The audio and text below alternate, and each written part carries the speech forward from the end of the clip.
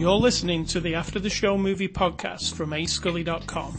Your weekly look at movies, video games, and more, brought to you by your hosts, A Scully and Sid Talk. We're addicted to movies. Are you? Good afternoon. Welcome to After the Show. Sid Talk. Hello. Good afternoon. Question mark. Question mark. It is dark outside. Yeah, the person listening was who you're talking to. It could be literally any time of day. But that's not the before the after the show discussion. Before the after the show was our battery died in the thermostat. Super fascinating. And this movie. Yeah. The people in this movie. So is your yearly reminder to go and replace the battery in your thermostat. Because you might wake up cold like I did. Ah, yes. Yes. So it is Saturday, November the 20th. This is After the Show 711. The movie we're looking at this week, we are a movie review podcast, so we take a look at a movie every week. The movie we're looking at is Shang-Chi and the Legend of the Ten Rings. 2021 movie. Releases on Blu-ray, well, it's actually out on November the 30th. It's rated PG-13. And Marvel and Disney let us have a look at this one a little bit early. And Sid Talk, give us the synopsis of Shang-Chi and the Legend of the Ten Rings. It's the origin story of another superhero. A guy whose father's kind of a dick, who has 10 rings that go on his arms, and his mother's kind of magical. And then he becomes a superhero. I'll give you the... Is that on the box? Well, this is the one that's on the box. Shang-Chi, the master of weaponry-based kung fu, is forced to confront his past after being drawn into the Ten Rings organization. Well, that's it? Yeah, that's all it says. Wow, okay. They're both correct. Yeah, mine's more interesting, but sure. This is the 25th movie in the Marvel Cinematic Universe, and we have seen all 25. So, Sid Talk, what do you think of Shang-Chi? I enjoyed it. The end. No, I really, I think I was just in the mood for kind of a spectacular, whatever you call it, you know? Yeah, it definitely was a spectacle. Like a fantasy, fun, nicely balanced with, it looked good. I liked the story. So I really enjoyed it. You know what I liked about it quite a lot? It had some really good comedy to it that wasn't eye-rolling. Correct. I actually found the comedy funny. Is really annoying. Yeah, sometimes you're like, oh, one-liners or dopey character over there that says stupid things. But this movie just had a really decent amount of humor in it that was appropriate for the movie. It wasn't... Well, there was one thing that bugged me. And it was that guy on the bus. Like a Facebook blogger. Oh, yeah. Why do they feel the need? Yeah. Explain what that... It's like a vlogger. Yep. Live streamer. Yeah. And it's... So he's on the bus and the guy's kicking everybody's ass and he's like, yo, everybody. Yeah, that was the only... See, if I do this. It sounds just like all of them, doesn't it? Sounds like Twitch. Well, we're making friends here. I'm just saying it was like, it lowers the whole thing. Yeah. So, but everything else, there was a lot of humor, like lots of different pieces of humor in it, and I liked it. I also am not familiar with Shang-Chi. Not familiar with his origin. I've got a Marvel, what's it called? The Marvel Bible. Mm-hmm. And I've seen him in there. He doesn't look anything like he does in this movie, by the way. Mm. But the comic book character kind of don't. But I didn't know nothing about his origin story, and I got the feeling watching this movie, the same feeling I got from watching Guardians of the Galaxy, which was, I saw a trailer for Guardians of the Galaxy, and it looked really cool, but I was like, I don't know what this is. Like, is this far too into the comic book thing for me to even be into? But then when I watched it, fell in love with them. Now I've seen, 2 movies of theirs. This one felt the same. I was like, saw the trailer, I was like, do I care about a kung fu Marvel thing? But then after I've watched it, I'm like, no, I love all those characters. It was just all the stuff that I enjoy, like good action, not just like endless, boring fights. There were some fights. If anyone listens frequently, they know I'm not into the fights. It looked beautiful, so that's why I liked those fights. You know the fight in the middle of the movie where they're on the side of the building? Mm-hmm. That reminded me of the cinematography from Skyfall. Oh, yeah, definitely. You know? And I was like, wow, this movie is gorgeous all the time. It's very CG heavy in the back end, like the last... I mean, there's a few ropey CG things, but not too bad. No, I could deal with it. It holds up. Like, there's insane things happening in the end of the movie that you couldn't even possibly imagine what that would really look like, I guess. Correct. So you just have to take a leap with all that stuff. But then earlier in the movie, there's just the fight on the bus, which you've probably seen because it was in the trailer, like a lot. That was really good, the fight on the bus. Yeah, I liked it. Because it had elements of different things. It started off as a fight on a bus, kind of like that movie Nobody that we watched, but less violent. And then it turned into a special effects fight on the bus with a bit of supernatural stuff thrown in. Yep. And then it turned into like the bus splitting in half and like a comedy, yeah, kind of a crazy caper kind of thing. After that part had finished, I was like, don't think I've seen a bus do that before. Apart from, there was one time, I don't know which movie it was in. There's so many of these Marvel movies. But do you remember the one time where Ant-Man used a truck as like a skate, like a roller skate, and went down the road on it? Wasn't that the big one? It was probably Ant-Man and the Wasp, or... Might have been. And that was in San Francisco as well, I believe, because he was going down this very steep tram. They love those curly roads. Yeah. And then this movie, in the middle of it, it goes to places where I didn't expect. I thought it was just going to be kind of grounded. I was going to say like Iron Fist. That wasn't grounded either, was it, on Netflix? That got kind of supernaturally... Magical, yeah. Magical. I think it's magic, really, that... Yeah. But I expected this just to be in the city, like a Spider-Man or a Daredevil or something. Didn't expect it to be so... Well, let's say some spoilers. Where does it go in the middle of this movie? To another... She keeps calling it a different universe. Like, they say dimension, then she says, in your universe. Yeah. So is it the multiverse we're talking about here, everybody? Are we pretending that's what we're saying? Or is it a place like Wakanda that's just hidden? You know? Well, they said, first it says another dimension. Like a whole different realm. So that's not Wakanda, is it? There's only one way into it, through this weird maze that moves all the time. Yeah, very weird. And that water circle thing, like a black hole. Yeah. We're not describing it very well. You're just going to have to watch it. It's magical, and it's got a lot of kung fu stuff. A fight at the beginning, which reminded me of Crouching Tiger, Hidden Dragon. Yeah, totally. And it was really gorgeous, that part, with the colours, like the colour of her dress and the colour of the... The dancing fight? Yeah, a dance fight, basically. It's a fight, like a love fight. Mm-hmm. And it was just awesome. It started off with it in this awesome way. Also, this movie, I said to you, I'm really glad. The first 15 minutes of the movie, there is no English dialogue. It's subtitled. And it's a major Marvel movie. I was so impressed. What usually happens in American big movies like this is they'll get somebody to do a English voiceover for that. But they didn't. We never really get voiceovers. It's either they're just speaking No, I mean, English. if there is a voiceover, they wouldn't do it in Chinese. A voiceover? Do you mean... Yeah, she's over the top, like, explaining the story. Yeah, I know what you're saying. But she's actually saying it in Chinese, and it's subtitled, which I was like, wow. You know, like, have movies come a long way? Are Marvel trying to change things? Because this movie celebrates everything Chinese. The whole cast is Chinese. And is there any American people? Well, I guess Ben Kingsley is a British guy. But there isn't many other people, is there? It's mostly a Asian cast, which is awesome. Don't know. You're not really thinking about it. I'm not anyway when I'm watching it. Are Marvel trying to change things, or are they just like looking at other markets to sell stuff to? Oh, they're trying to sell stuff. Do not. Don't kid yourself. It's like, how do we make more money? I believe that's Stan Lee's mind. You know, how do we make more money? And, well, Stan Lee's not here, but how I'm do we saying make when more he was money? alive writing comics, I think that was his mind. What can we sell? Oh, let's try everything. Let's try a fish man. Yeah, I don't think he was trying to be culturally sensitive. No. Somebody might have said to Stan Lee, what about kung fu movies? We haven't done them yet. And they're popular. Yeah, so let's have a kung fu superhero, and that's where Iron Fist or Shang-Chi came from. Because he wasn't, let's be fair, Stan Lee, while awesome, he wasn't like a genius. No. He was just going, what is popular and what can we make a superhero out of? We've done a spider. We've done an iron bloke. What else can we do? Iron Bloke's a good name for a superhero.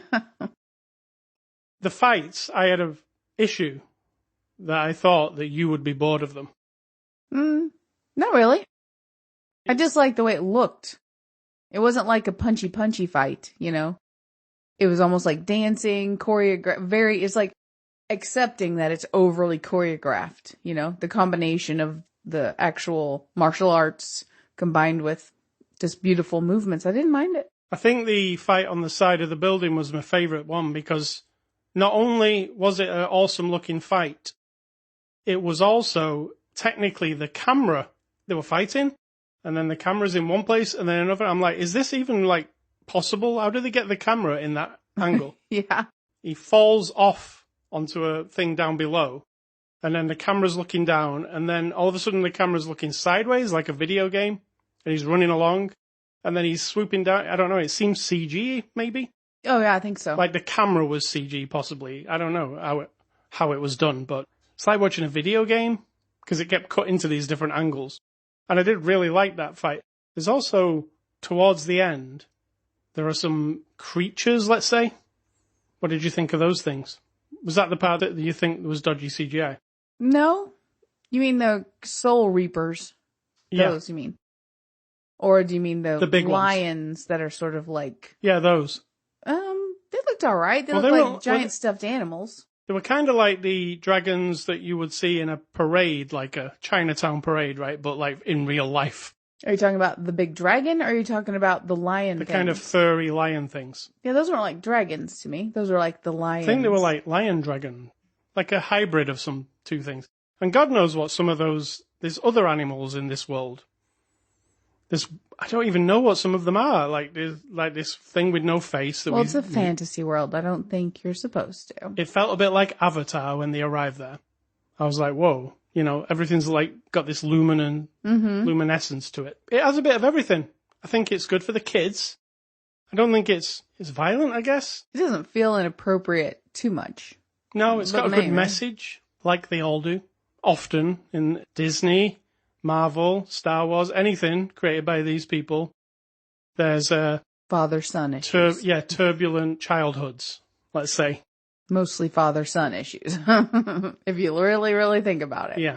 And, you know, they do go in depth on that. And you do see flashbacks to younger Shang-Chi as he's growing up. And his sister as well, who was awesome. Very. I liked her. So let's get on to the cast here. I'm going to butcher all these names, aren't I? Because they got X's in them. I don't know how to say X's. How do you pronounce a name with an X in it? It's like a t sound, but I don't know. I would not claim to know. All right. So let's go for Simu Liu as Shang-Chi.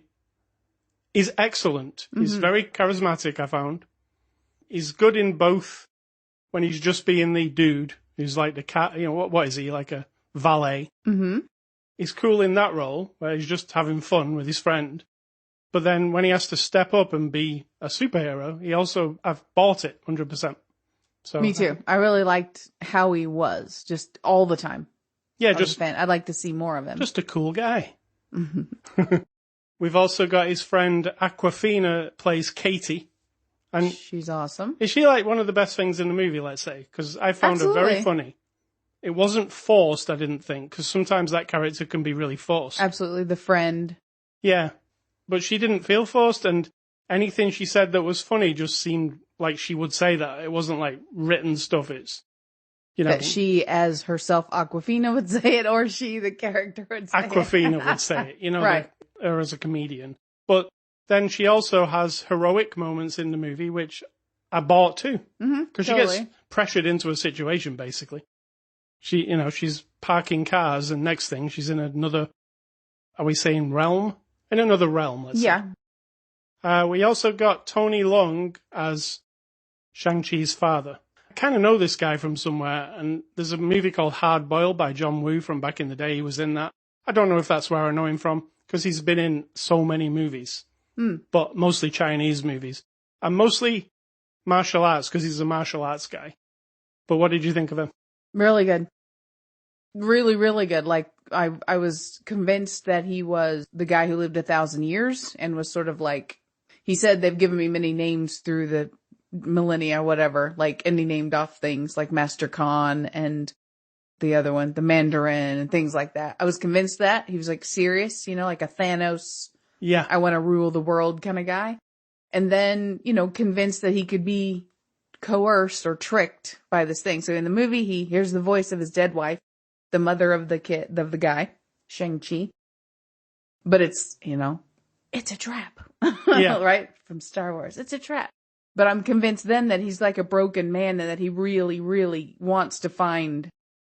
Because when he met his wife, he stopped being like the tyrannical, terrible man. He wanted to be a family man. She dies. He turns back into the Ten Ring guy. And I was convinced of every single scene. I liked it all. I liked him. Thing was, he's the bad guy. Yet, I always had a bit of sympathy for him.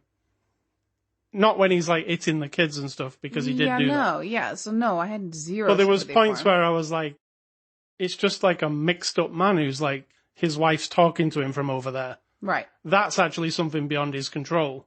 It's just, he's convinced. So that's trickery. Something broken about him. Yeah. You know what I mean? We've also got Shang-Chi's sister, who, believe it or not, has never been in anything before today. Oh, she was really good. This is her first role in anything, Chinese or American. And she is called Menga Zhang. Probably wrong, but I thought she was awesome. Yeah, really. And good. I feel like we'll see her again in the future. Feels like it. And finally, Ben Kingsley as Trevor. Now, if you've seen Iron Man 3, you'll know who Ben Kingsley 2, is. I thought you said. No, 2 was the one with the whip chain guy. Yeah, and you said that Ben Kingsley was in it as well. I think he might have been right at the end, but then in 3 he was in it. 3's the one where they blow Tony Stark's house up. It's not very good. They kind of all blur together for me. The Mandarin was supposed to be in a movie from, 15 years ago, Iron Man 3. But spoilers for Iron Man 3, turns out Ben Kingsley as the Mandarin was actually just an actor imposter. So now... It's confusing. You have to watch this movie to kind of get what we're talking about. Totally confusing. And if you've never seen Iron Man 3, you won't get any of this in this movie. No. Because they don't explain it really properly. You just have to put 2 and 2 together and you're like, oh, okay. But there's an actor from Liverpool called Trevor, and Ben Kingsley plays him, and I thought he was hilarious in this. I don't know if I think Ben Kingsley's that great. But he's a lot different to the Trevor from Iron Man 3, who was really acting up a storm, trying to be a bad guy. Yeah. He's mellowed out, let's say. But also I would say it's horrifically treated for the last 10 years. Well, he's been captive. Yeah, like a puppet, basically. What did she say? You're just like his jester. People who might have been disappointed with the Mandarin story back in Iron Man 3 might like this version of Mandarin story better. So this is directed by Destin Daniel Cretton. He directed a movie called Just Mercy. What do you think of this directing here? First time, Marvel. I mean, I feel like Marvel's probably like a big system. And once you're in it, you might have say, depending on who you are, but mostly it's a juggernaut, right? This is going to happen. This is going to happen. This is going to happen. You're the director. We're consulting with you, but this is going to happen, So I feel like if getting the best out of the people is part of being the director, I think you really did that for sure. Yeah.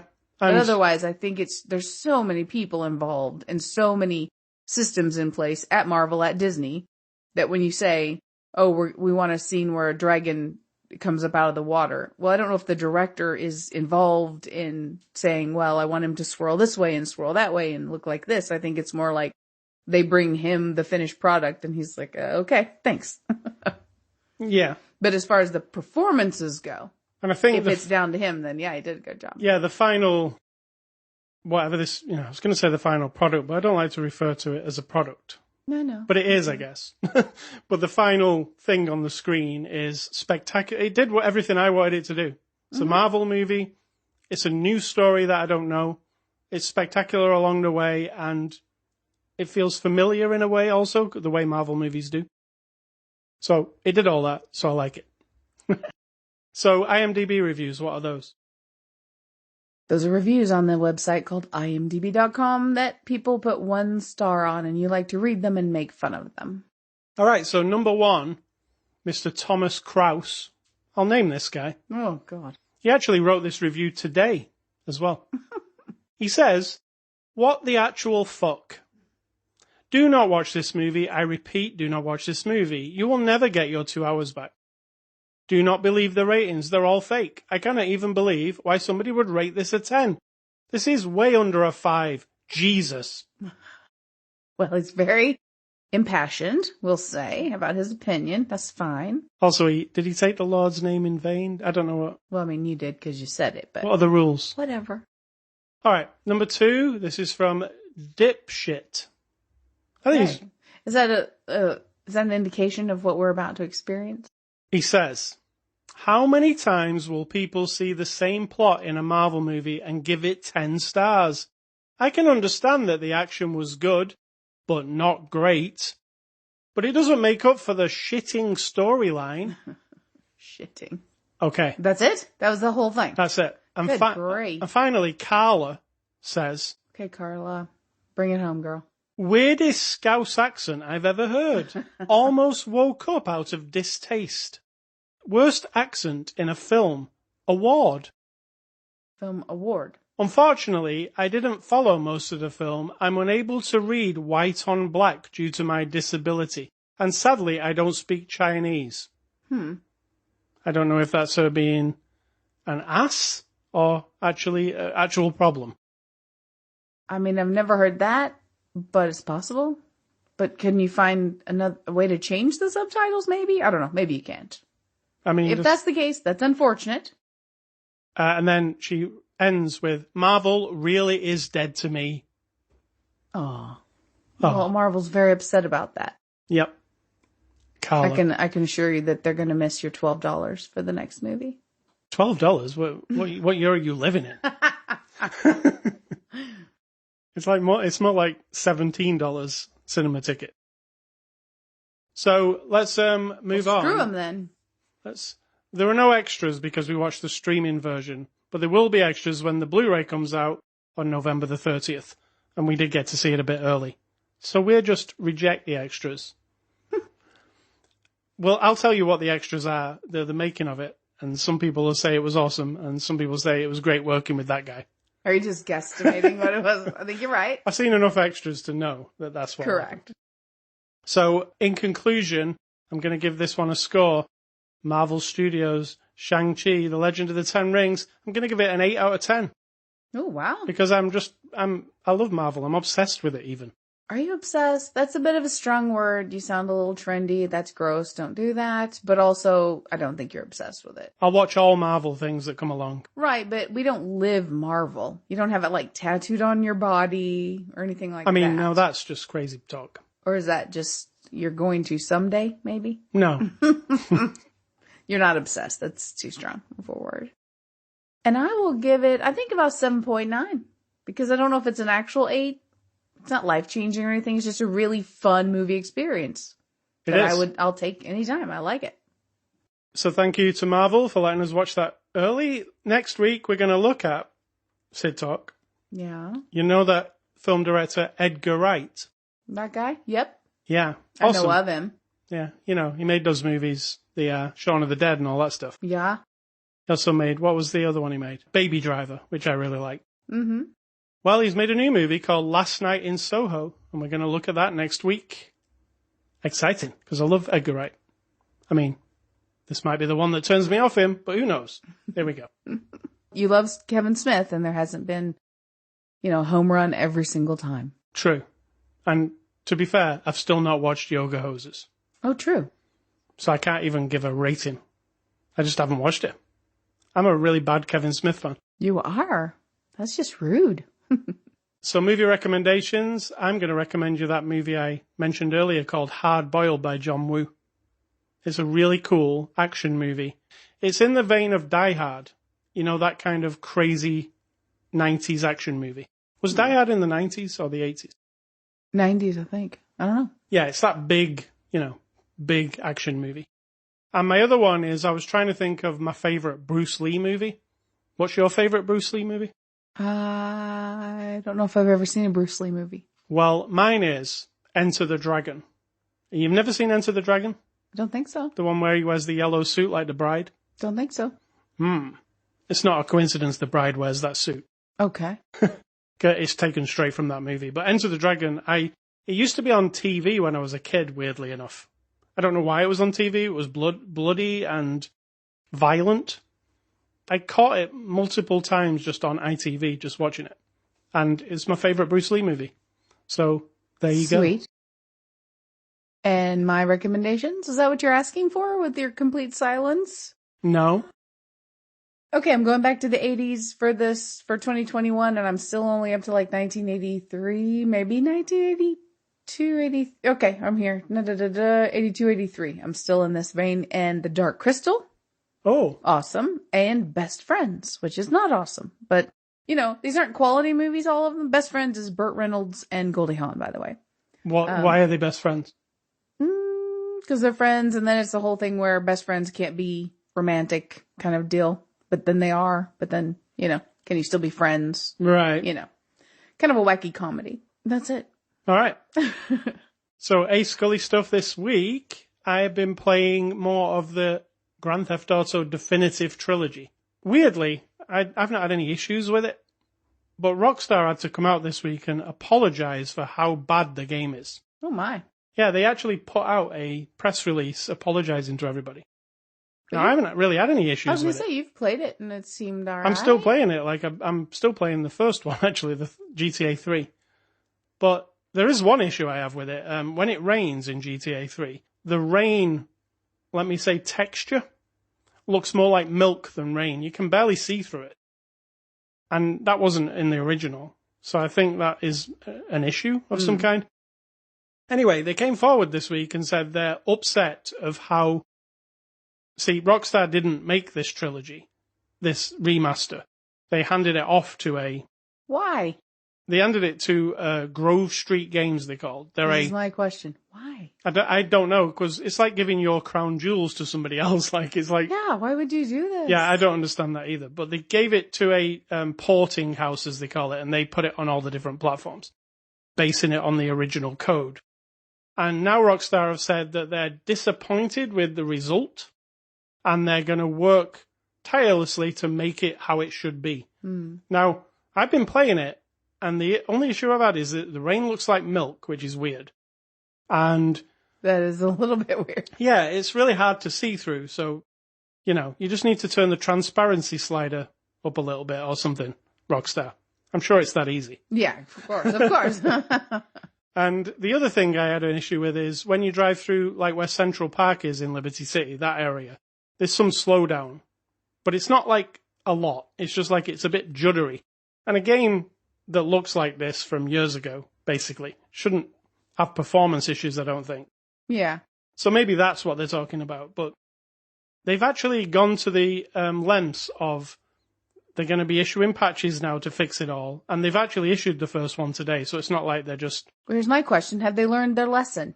I think they will have, won't they? Did they get too big for their britches? Like, oh, we don't have to take the time to actually make another game. Or, well, it's not even a new game. No, it's a remaster. So what I'm thinking is they're working hard on whatever new thing is, right? GTA 6 or whatever it is. And they're like, we would like to remaster the games. Let somebody else do it. But guess what? Don't give somebody the keys to your car ever. Yeah. Because you don't have full... You can't, you know, it's not going to turn out how you would want it to be. Don't give somebody the keys to your car. Is that your advice for the week? And the other thing I've been playing this week is something that I wasn't actually that excited about, and then it came along, and now I love it. Okay, here we go. So, it was the 20th anniversary of the Xbox this week. And on the day that the 20th anniversary took place, Xbox came online and said, the new Halo game, which is coming out in December, it's available today, which is a month early, and it's also free to everybody. Like, you can go on Steam, which is not Microsoft's platform, if you're on PC, get it on Steam, and it's free. And they basically took the Fortnite model. You can play it completely for free. You never have to pay anything. Just play it as multiplayer. Or you can buy the Season Pass, which lets you unlock cosmetic items only. So if you do want a fancy-looking Master Chief, you can pay the $10 for this Season Pass. And you can work through it and unlock stuff. But if you don't care about that and you just want just a standard Master Chief and you just want to play, you don't have to pay. So they're using that model. It's such high quality, the game. I can't believe, like, I've not played Halo since Halo 3 pretty much. It's instantly fun to play. Like, it brings back memories as well, you know, because you've played it in the past. And it's perfect, isn't it? Like, they did the 20th anniversary of Xbox to put out Halo, which is, it's the thing I think of when I think of Xbox. You know, Halo's their figurehead, right? Like, it's the Microsoft thing. So, it's free. It's the complete multiplayer. You can just go on Steam now and get it. If you've got an Xbox, it's just there on the store. You can download it. And played with some of my, this is weird, a couple of friends I used to play Halo with, 10 years ago? It's been a long time. I was playing last night, and I was just playing on my own, and then all of a sudden, I can hear voices, and I'm like, who the hell is it? And it's my two friends from 10 years ago. But I mean, why is this surprising? Well, the voices are not from 10 years ago. They're actually live. You get what I'm saying? Yeah, I know. I'm just saying, but it's not surprising that they would be playing Halo. Well, it's surprising to me because I wasn't thinking about them. I was just playing some of this new Halo, and they're like, hey, do you want to come play with us? So I played with them for a few hours, and we got a load of kills in, and it was fun times. Fun times, fun. We killed a load of other Master Chiefs, you know, and we ran around and we, you know, made jokes, and it was just fun. Sounds very mature. We talked about our friend who's not with us anymore, who used to play with us. He did. And one of the pug didn't actually know that we'd lost that friend. Oh, so really? It was kind of upsetting. Oh, well, yeah, because So, it's been a couple of years. Who says video games don't bring people together? Absolutely. So that's... I mean, I'll still dismiss it like, oh, isn't that cute that you boys played the video game? But as far as building your relationships, it's a real thing. Yeah, we were missing Purple Mongrel. He wasn't there. Oh. Because that was our gang, wasn't it, back in the day? Yes. So maybe next time. Who knows? So, Sid Talk, what's for dinner? Taco Bell. And what is your advice? My advice isn't advice. It's a call out to all the linguists in the world. Like, we need a word for a friend or a kind of friendship that's kind of beyond what we think of as a friend. You know, like, it's not, they're your friend, but it's more than that. It can actually be more than family, more than friend. It's a different path than romance, because people go, oh, you're going to be more than friends. Yeah. More than friends, if you're 12 years old, means you got the hots for somebody. More than a friend means it's a person who's so woven into your life, and maybe not daily, but into who you are. And they're so important to you, but they're not related to you. You're not married to them. It's not romance. And they're not just like your friend who you have lunch with every once in a while, or it's something like that. It's like, because I have a few of these, and I don't know a word for that. You know, when you say, oh, this is my friend, this is my friend, this is my friend, it gets generic after a while. And these are people who are not just that. So if you have those people, you're very lucky. It's, you know, my Aunt Mary apparently told my mom once, if by the time you die, you end up with enough friends to fit on one hand that you really call your friend, you're lucky. And I'm wondering if that's what she meant. You know, because you can have hundreds of friends, right? Oh, hi, how are you? How are the kids? Oh, this is my friend so-and-so. But these are people who just, you can't imagine not having them in your life now. You know, and the loss of them would be devastating, and the things they go through it excites you, and it makes you sad, and you're connected to them. But I don't know a word for that. So if anyone has that, that's not advice. So it might be a word. Or my advice might be, get one of those people. Well, it's not easy. It is not easy. It takes years. But then sometimes you might meet a person, which I have in my life, more than one, but not very many, maybe 3 or 4. And it's instant. I got this person, you know? And there are friends that you become friends through circumstance or situation, and then you're locked in, and, you know, it's solid for the rest of your life. It's that kind of friend too, but I think you can get them, but I don't know if people know how to define it. That's the thing. Well, talking of that, you know Charlie Veach on YouTube? Mm-hmm. He made a video this week called "Why Is It So Hard to Make Friends in Your 40s?" And he seemed, the way he was talking, he seemed kind of lonely. And nobody wants to be your friend when you're a certain age, he was saying. Like starting again with a new friend. Yeah. He said there was a guy who seemed like he wanted to be his friend, and then he kind of opened himself up, and then it seemed like the guy didn't want to be his friend. Well, let's not. I mean, there is a different circumstance with Charlie. Charlie is a specific kind of person. He's kind of an activist type. But I mean, yeah, and some people are a lot of work, and some people worry you more than other. I mean, there's all kinds of people out in the world, so you got to find that. That's the thing, I guess, the matchup, you know? Yeah. And it's not dismissing, you're coupling up relationships, you know? It's not just because you might have a friend, and I'm going to say this, even though I love you dearly, you're my husband, blah, blah, blah.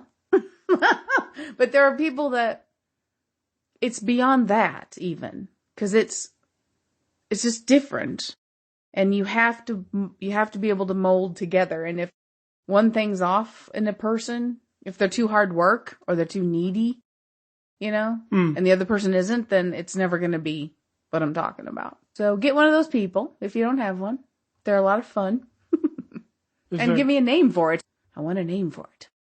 I can't think of one offhand. All right, so let me tell you, ascully.com is the place to be if you want friends and you want to influence. I'm not going to be your friend, but... No.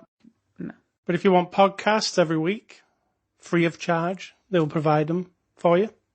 They're also on Twitter, Facebook, and Instagram. I'm talking about them in third person. It's weird. We are also on anchor.fm/after the show, Spotify, iTunes, Amazon Music, anywhere where podcasts are available. You can email feedback to me, ascully@ascully.com. Don't email Sid Talk. She is not your friend in any shape or form. I mean, it's possible. All things are possible. Let's stay classy. Marvel Studios, and let's see, Hawkeye starts next week. Let's see what that brings us. Right on. And I'm going to say, think for yourselves, because if you're not doing it, someone is doing it for you.